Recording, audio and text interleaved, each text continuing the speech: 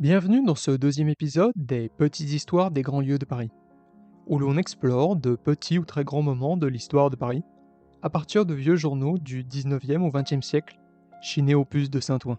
On se retrouve aujourd'hui, encore une fois dans le 7e arrondissement, non loin des Invalides et de la Tour Eiffel, mais cette fois-ci place de Breteuil. Sur l'ancien emplacement de la tourelle de fer du fameux puits artésien de Grenelle, on observe aujourd'hui un monument d'un personnage emblématique, l'un des plus illustres savants du 19e siècle. Je parle naturellement de Louis Pasteur.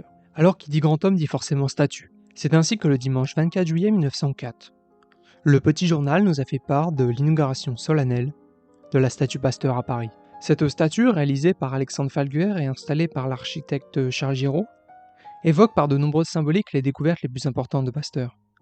Que ce soit les moutons, allusion au vaccin contre le charbon du mouton, mis au point en 1881, la paire de bœuf et son bouvier, une allusion à la découverte de la vaccine, des poulets pour le vaccin contre le choléra des poules, et une paysanne assise avec sa vendange dans un grand panier, et le raisin de l'autre côté sur la vigne, pour les travaux menés sur la fermentation en 1865. Tous ces éléments vous donnent alors l'idée de qui était Pasteur. Grand entre les grands, l'homme de l'humanité, un vrai Français de France. Ses bienfaits se sont répandus dans le monde entier. Le Petit Journal termine son article ainsi.